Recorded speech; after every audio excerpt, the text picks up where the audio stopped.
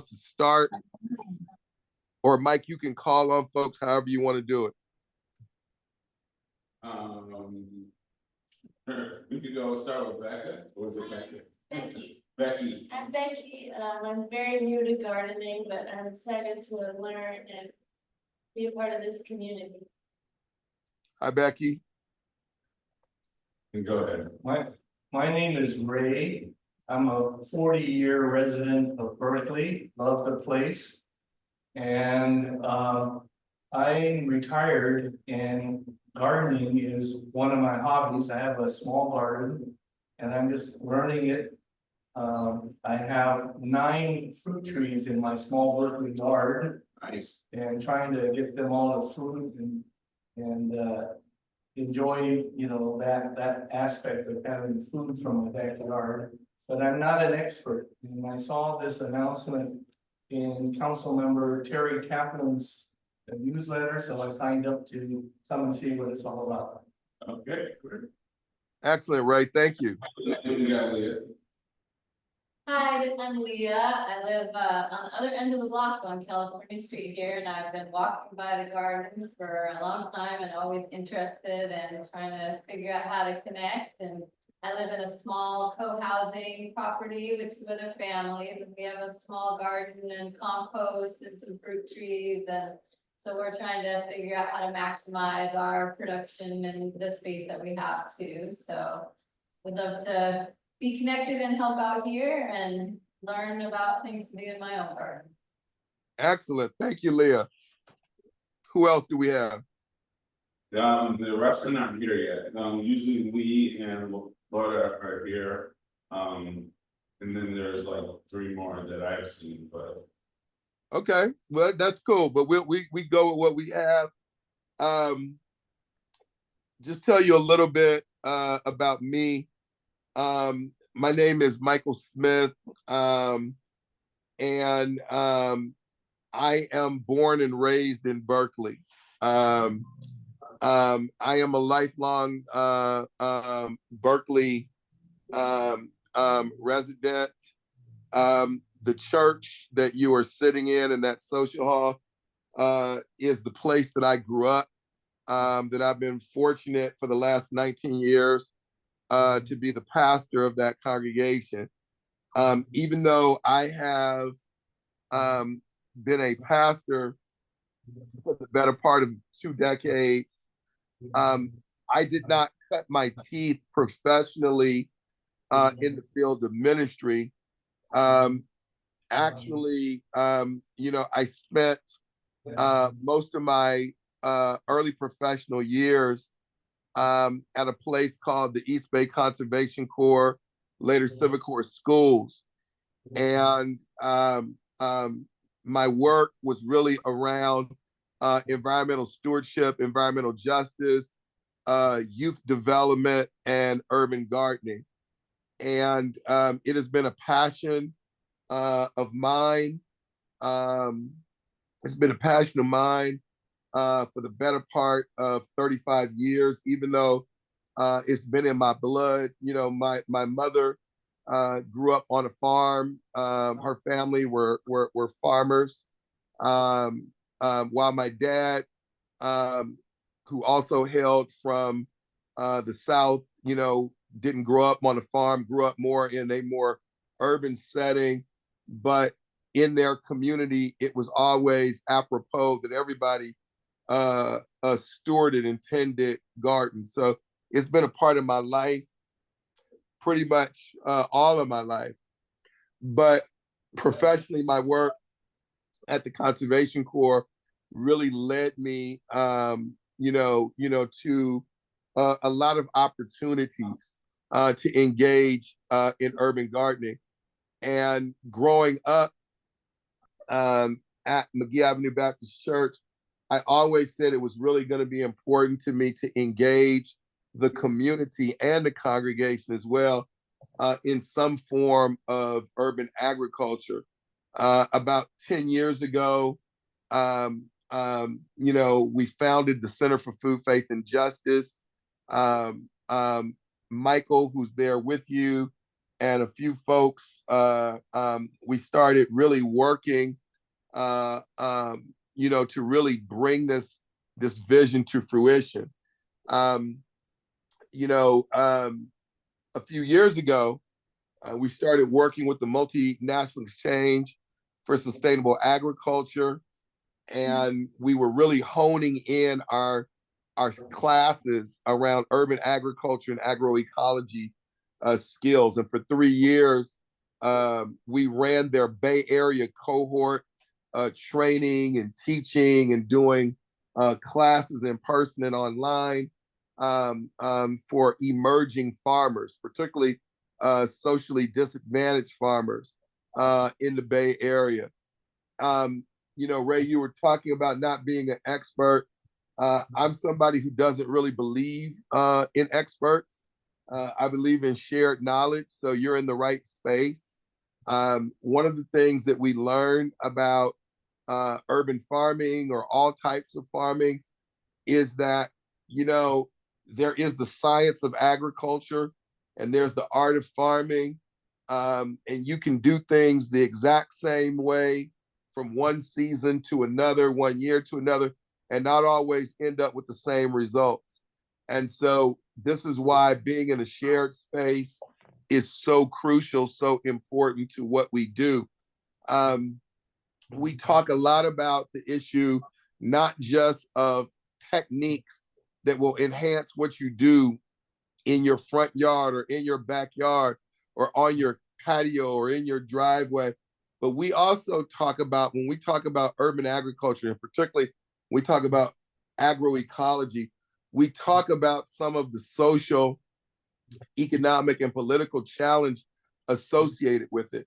Last week, we were really talking about food systems. And one of the things that we understand about the postmodern food system is in some ways it is broken. Some people would say it's broken beyond repair. And the reality is that there are some things that are inherently wrong with the way that we grow and distribute and have access to food. And so we look at some of those factors, some of those causal factors too. We also really think about some of those hands-on techniques. So we talk about things like worm composting, vermicomposting, and soil science. Michael, along with our garden coordinator, Rob Bennington, they are authorities in a lot of that stuff. We talked to you about some things around intercropping. How do you get the right balance of crops that you grow together, even on a small scale in a backyard? How do you do that? What are some of the challenges with pests and pollinators, right? And so we do talk about some of those techniques, but we also talk about some of the wider pictures, right, of what we're doing. So one of the things today that we're going to talk about is about participatory action. And just so I can gauge it with you all, I don't want to assume, but let me ask, have you heard that term before? No. Participatory action. No. All right. So it is a term. Participatory action is what it says, right? It's about, two or more parties participating. And it is a term that really gained a lot of prominence in the late 60s, throughout the 70s, and into the early 80s. It was a term that really emerged strongly out of the field of public health.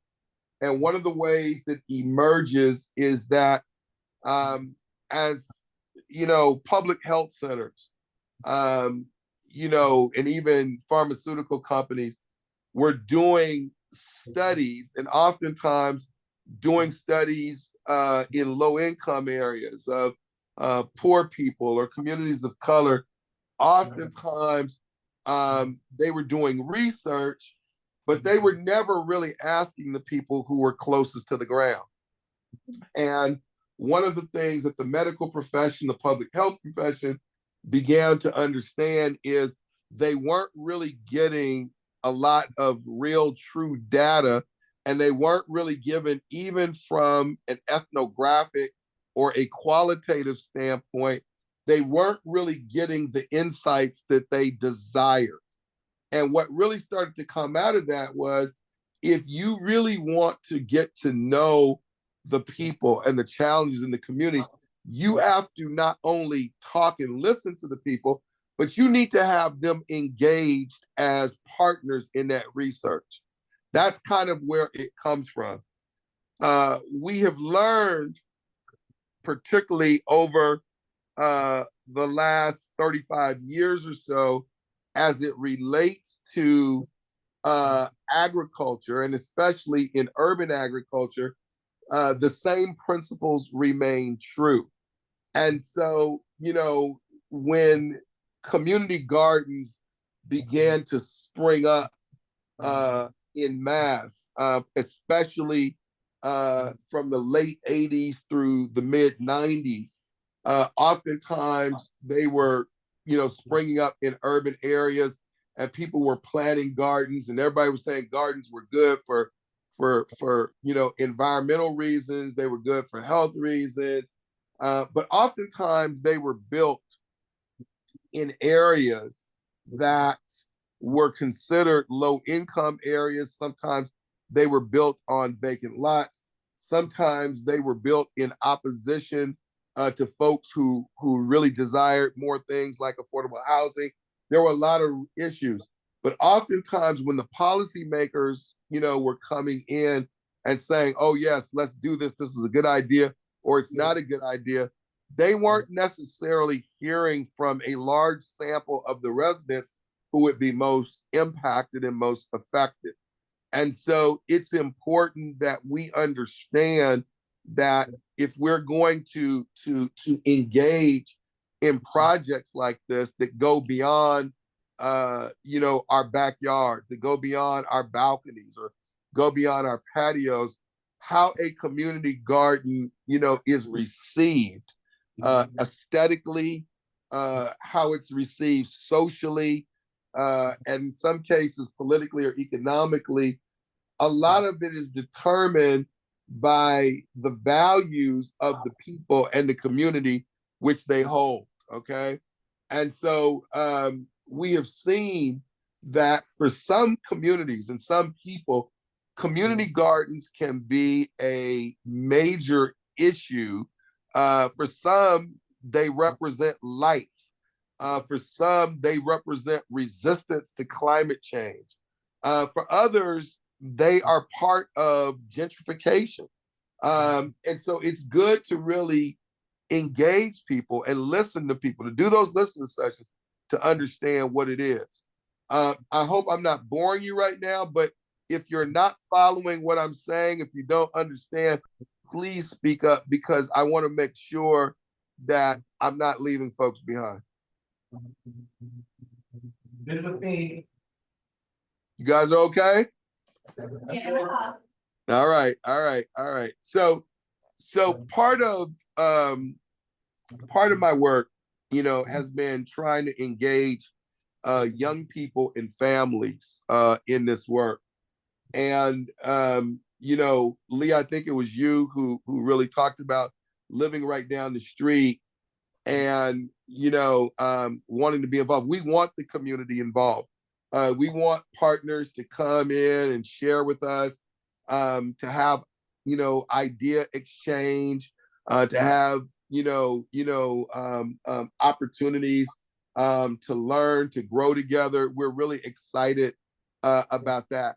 The other thing I will say, our Center for Food, Faith, and Justice, which is obviously housed through the church, we run 3 core programs.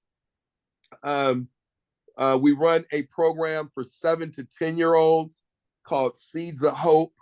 It is kind of an environmental stewardship program. The garden is at the center of it. But what it's really about, is young people working together learning leadership skills, communication skills. Then we have a middle school program and a middle and high school program called Voices Against Violence. That is a violence prevention program for middle and high school students, but we still use some of the same strategies, with the garden being a big piece of what we do, them learning urban gardening. They get some opportunities to do some cooking classes. They do some art engagement and different things like that. But the strand of the garden, the strand of environmental stewardship, the strand of climate action runs through all those things. And then there's a young adult component to Voices Against Violence, where we really I'm in the process right now of interviewing street outreach workers, folks that really respond to crises and violence within Berkeley, that really looks at folks that are already caught up in the system, and how do we, lead them away from lives of violence or crime and into something more positive. And finally, there is the program that Michael leads. It's called Beyond the Table, and it is a job training program in the areas of urban agriculture and food pathways. We say food pathways because we do some training as well beyond urban gardening. We do trainings in food waste and recovery. We have a trained chef who comes in and does basic culinary arts. We understand that no matter how excited people are about urban agriculture, everybody may not want to be a farmer. Everybody may not want to be a backyard gardener. There are many other areas and avenues of food pathways.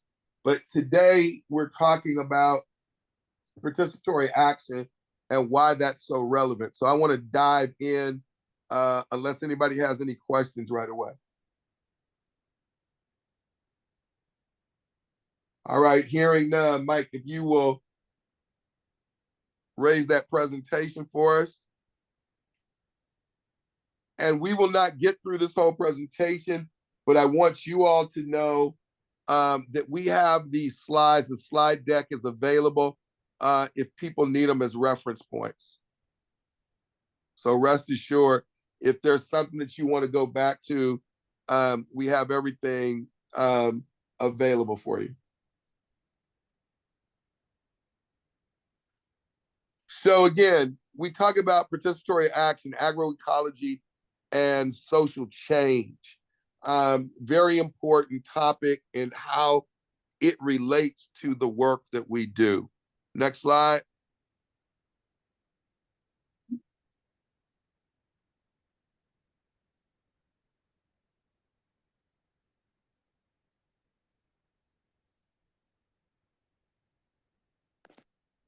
You okay, Mike?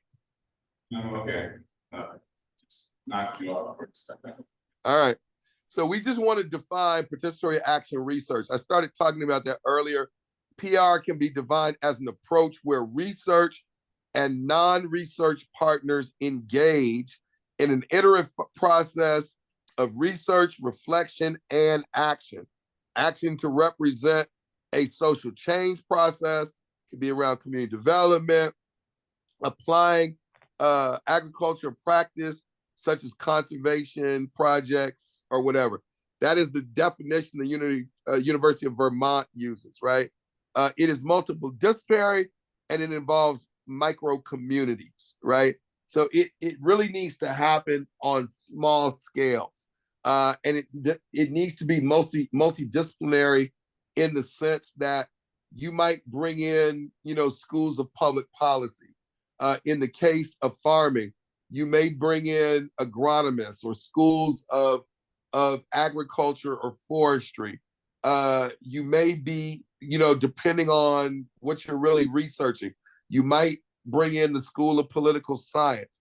But it needs to be multidisciplinary because you start to understand that the issues may be complex and you want to be as inclusive, right?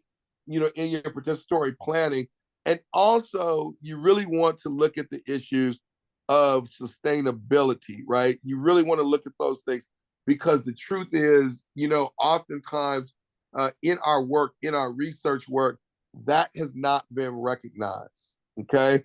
So it's not only about researchers or community organizers or bringing them in to solve problems, but it's, it's also should not and never be left exclusively to universities or research centers.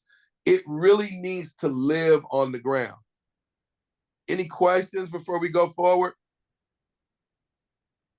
No, I'm good. All right. Next slide, please. So, if any of you were here about 12 years ago, during the Occupy movement that was going on globally, some of you might recall at the Gill Track, which is right down on San Pablo in Albany, San Pablo and Marin, if you know the city well, that there were a bunch of university students. The Gill Track is owned by University of California, Berkeley. As a side note, if you don't know, let me clarify. In the city of Berkeley, who do you think the three biggest landowners in the city of Berkeley are? University of California. They are number one. Who's number two? City of Berkeley. Nope, they're number three. Oh. The Berkeley Unified School District is the number two landowner Oh. in the city of Berkeley. But you all are absolutely correct. The University of California at Berkeley is the largest landowner in this city. So that has both social, political, and economic consequences. If you are a resident of Berkeley or a student or employee of the university. Okay? In 2012, there were a bunch of students, a group of professors, and a bunch of unhoused people that basically said, why is, this 17-acre plot, that could be feeding people, where we have rising issues of hunger, homelessness, right here in the Bay, and the university, is talking about research. How can some, if not all of that land, be set aside to grow food to feed the community?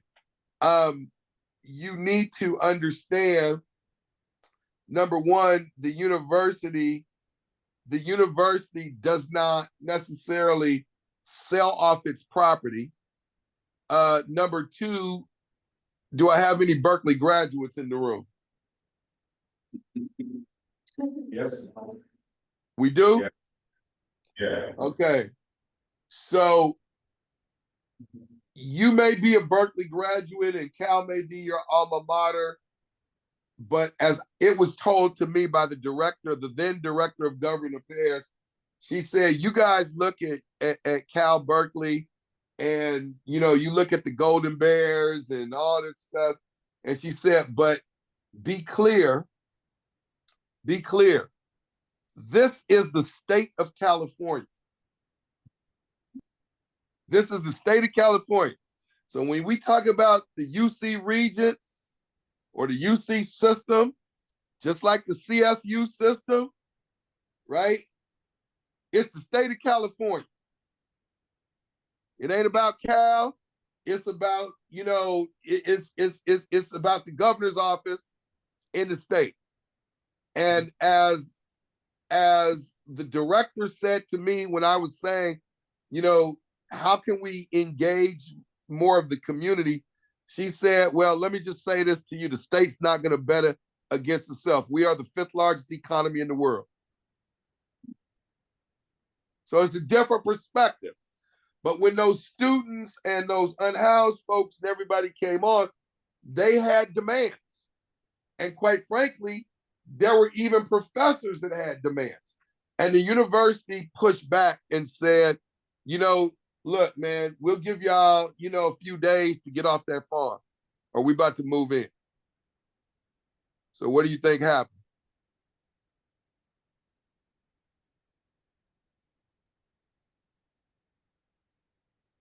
Anybody remember?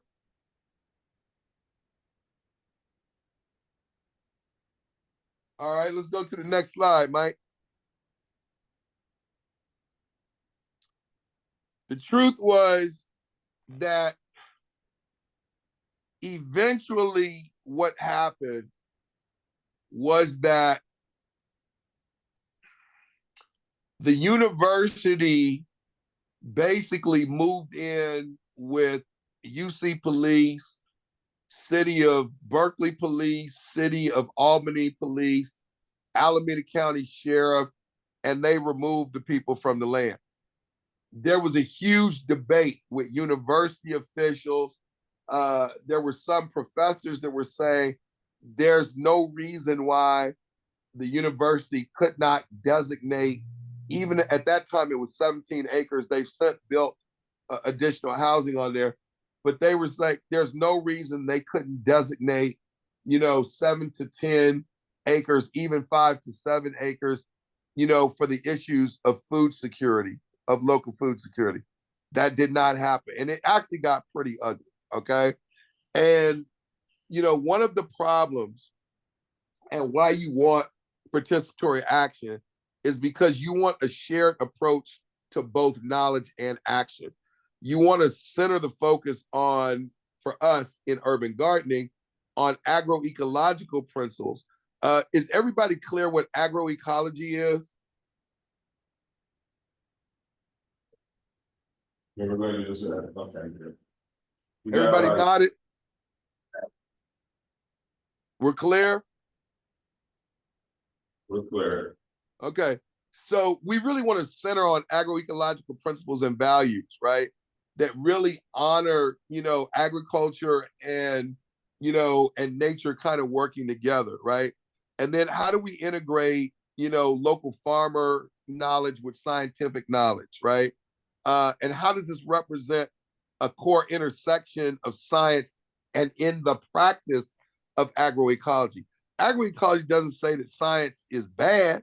It doesn't say that, but it also talks about the importance of why we want to lean on ancestral practices, why we want to lean on indigenous practices, why we want to lean on working with nature as opposed to working against nature. Also provides a natural setting, right, in the garden for participatory research. No better setting than working with farmers and scientists and the community, right? And people who are most affected by the food that they grow. Next slide. So I want to talk about something local here that fits into it because you're in Berkeley and you're right down the street. Everybody know about the Santa Fe right away? Yeah. Yes. Okay. So there's a history. So, again, I'm born and raised, I grew up in Berkeley. I remember when the Santa Fe train ran straight down Sacramento, right through the back of South Berkeley, on into North Berkeley, and went on through North Berkeley. I remember literally when that train daily would run through. So that area, the Santa Fe right away, that rail service began along Santa Fe Railroad, 1884, and it lasted until 1980 when the city acquired the rail line property through Berkeley, right? And so in the 1980s, the city of Berkeley, it converted several portions of the former Santa Fe parcels into public amenities, including the following: Cedar Rose Park, Strawberry Creek Park, Ohlone Greenway. I grew up playing in all those places. As a matter of fact, I live like literally right around the corner from Cedar Rose Park. I remember when Cedar Rose Park was an empty lot. And, I remember, playing there. I remember, playing where Strawberry Creek Park is now and what was there before. The whole Ohlone Greenway, that was like my playground growing up. And on the north side, has anybody ever been to the Carl Lynn Garden in North Berkeley? Not me. The Carl Lynn Garden is in North Berkeley. It's probably about 4 or 5 blocks from my house.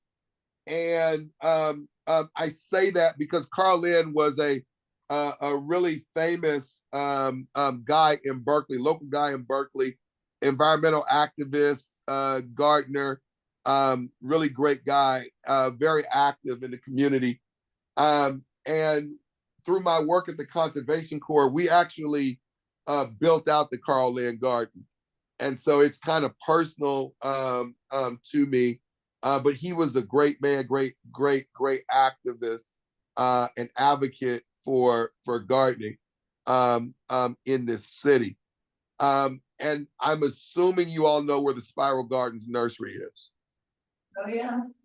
Okay. So the Spiral Gardens Nursery sits right on the Santa Fe right away. Okay.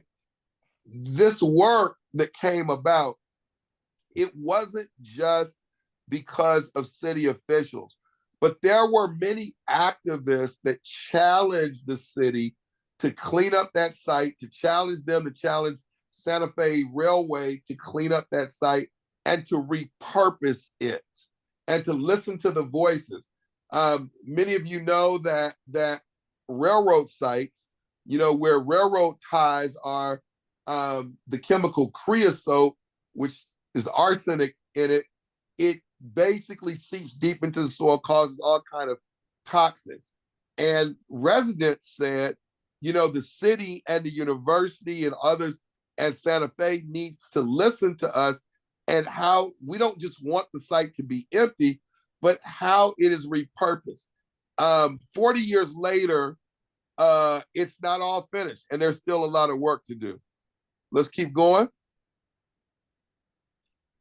In 2021, the city received a $5 million grant from Prop 68 from the statewide park bond to convert some of the last underdeveloped Santa Fe parcels in South Berkeley into a new urban park. The grant application involved an intensive community process that led to the final conceptual plan that reflected community priorities. Community priorities came from the ground up.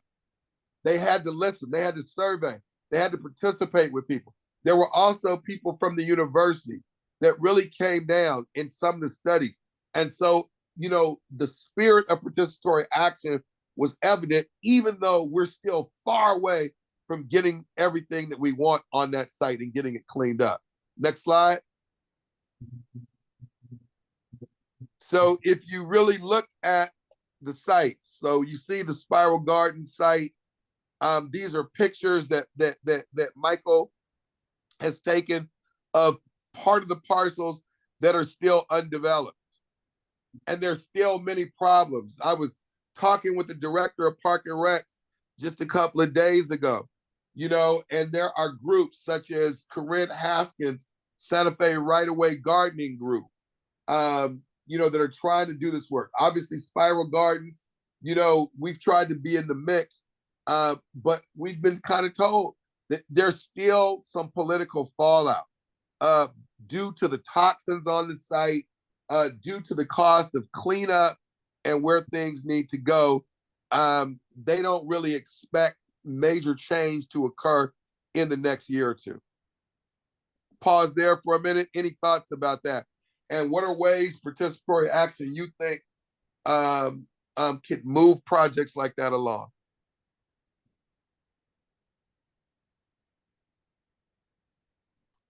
And is it necessary?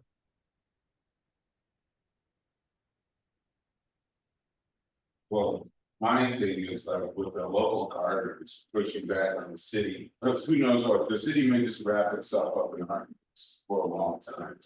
But if the community says, you know, this is what we want a green garden space, a garden park, somewhere to get a fresh view, which we already know how to handle. You don't have to necessarily do remediation, but we know how to cover the ground so the toxicity in the soil doesn't come up, get into the plants, stuff like that. We know how to do those steps, and we could transform that area relatively quick. You know, as long as we get the city back. Oh, great. And it's in the middle of, you know, just practically across the street from what is it, San Pablo Park. So I did a lot of families, and I was talking to the neighbor next door, and he was just shrugging his shoulders saying, I have kids. That's what he kept saying, I have kids, and here it is right next to a toxic waste site that they're gonna argue about for a long time. So if the community doesn't speak up, you know, it could stay like that for too long. Any other thoughts, any other insights or questions people have?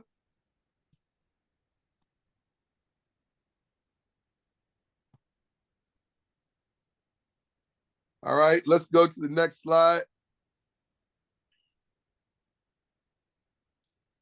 You want Is this the Occupy movie yet? Show it, Mike. Yeah. Because you hope that it grows. People have taken over the land and tried to rescue it. We brought up the rototillers and we brought up the compost and then we brought up the plants, and it was just like, wow, we're really doing this. You are trespassing. We are ordering you to leave. We will regain control of that property. Birthday demonstration is turning into a standoff between occupiers and UC Berkeley. Protesters have now taken over a plot of university-owned land. This is a fight about the allocation of an asset. Land. It's the last really prime soil in the East Bay to grow food on. This is where the proposed Whole Foods would be. Not just Whole Foods, but it's also an assisted living center for senior citizens, and I believe some retail space. They're left to their own devices. The Gill tract will be reduced to a garden box. We believe this land should be permanently preserved for urban agriculture. They think a public asset means they can use it the way they want to use it. It's really not the way we look at it. Our main concern is water right now. The university actually shut off our water. What we're gonna be doing is handing buckets over the fence. At about 6 a.m., we were woken up by some police over the megaphone. Force would be used against them if necessary, and that force could have included chemical agents. The university escalated the impasse, filing a lawsuit against 15 named individuals. You say it's a scare tactic. Does it scare anybody? Well, we're committed to farming this land and we're gonna stay here and keep farming. I need control back of this site. Somebody ran by saying, cops, riot cops, lots of riot cops. These are the facade behind which the administration hired. This is public land. We are giving it away. But what they have done is just given a wake-up call to the whole community. It was like, wow, okay, we really are having an impact. We didn't know that it was gonna work. The whole point of this is to not talk about what we want and to not demand what we want, but to make what we want real.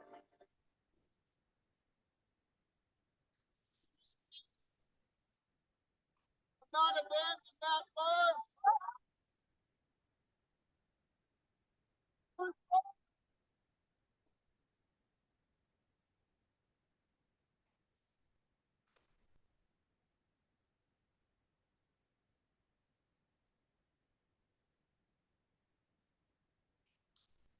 So you guys couldn't see or couldn't hear some of the video, but you got the gist of what was going on. Any thoughts?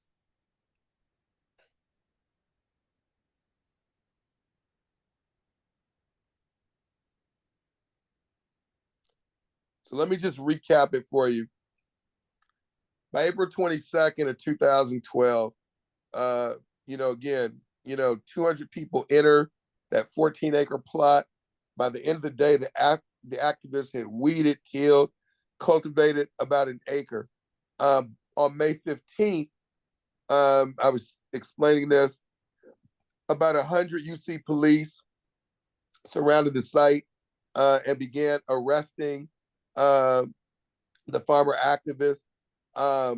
Group had cultivated about five acres by this time, right?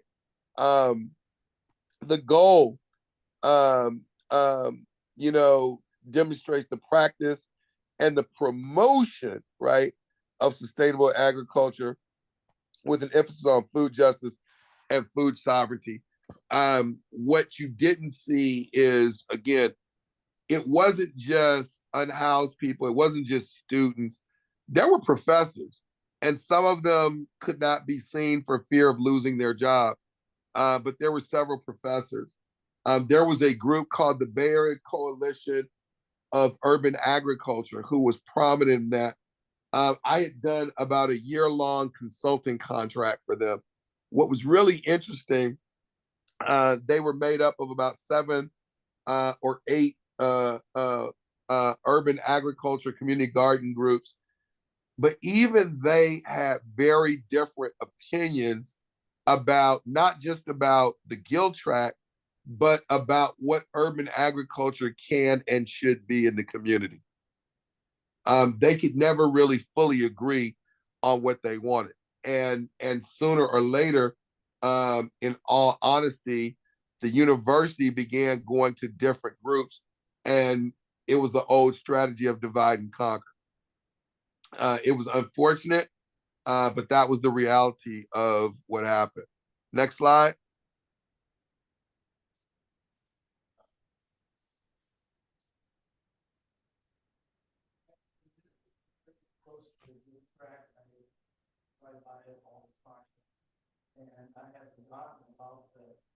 Mike, can you go to the next slide? Can you hear us? Are we I can barely hear you. Okay. Can you hear us better now? I can hear you better now. Somebody had a question? Yeah, Ray was talking about how close he lived to the Gill tract, and he was remembering how he almost forgot it. Yeah, you bring back memories of something 12 years ago, and I remember it better now that you reminded me of it. But I think the Gill tract is just another example of what's happening with people's parks. And while Absolutely. all the great things about having the university here, the university is actually not a very good neighbor. It does whatever it wants to do. And, yeah, Ray, I think you're absolutely right. And they're not, and again, remember what I was told by the director of government affairs. She said to me, look, we are the state of California. In other words, she said, they ain't got to be a good neighbor. Well, That's unfortunate. But regarding People's Park, the university had other options to build a large housing complex. Absolutely. The tennis courts at Channing Way that could have been used. There's the Oxford tract, and there's other locations. But they chose to put it on People's Park, which is a sacred place in central Berkeley. And so basically they do whatever they want to do, and your thought about this participatory and being inclusive is very difficult with an owner like that. That's right. I mean, you're absolutely right. And they built on People's Park. They built on People's Park really as a political statement, and that's the truth. They did it because they can. It wasn't, there was no other reason other than they wanted to make a statement and send a message, to folks. Right.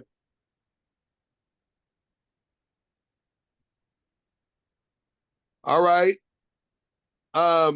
Just real quick, and I know we're going to be running out of time soon, and I want to give Michael some time to take you to the garden, ask some questions out there. But just this last piece, we've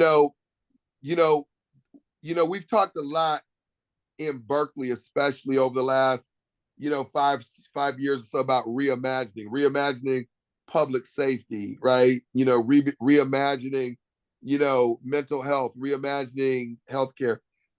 I think we need to also be willing to use participatory action research to reimagine agriculture, right? So the Occupy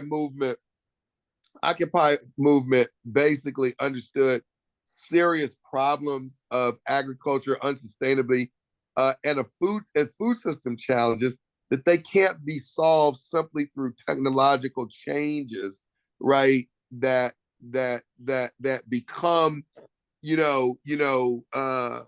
or ignore and lessen environmental impacts. Although academic research and technological change may be important, it's also necessary to change the agro-food system as a whole. We got to really think about how we grow, how we distribute, how we have access, or who has access. That has to include people in communities most impacted by harmful policies and practices of industrial agriculture. PAR is a methodological approach to collaborate with local communities. So, Ray, what you were saying is exactly right. How can you have authentic and true PAR when you have a neighbor that doesn't really see the value in people and communities, right? But it's, in theory, it should enable us to advance, in the restructuring of the physical flows, right? Of economic information that support things such as local farming as a means to achieve greater and more self-management. I want you to reflect on that. If there are any questions anybody has right now, I obviously couldn't get to my part on Cuba. If you're interested, I can do it for the first section next week, but I really want to value your time, and I want to give Michael a little bit of time to get you out to the garden and talk to you about a couple of things, and then we'll reconvene again next week. Thank you. All right, thank you, Pastor. All right, thank you all.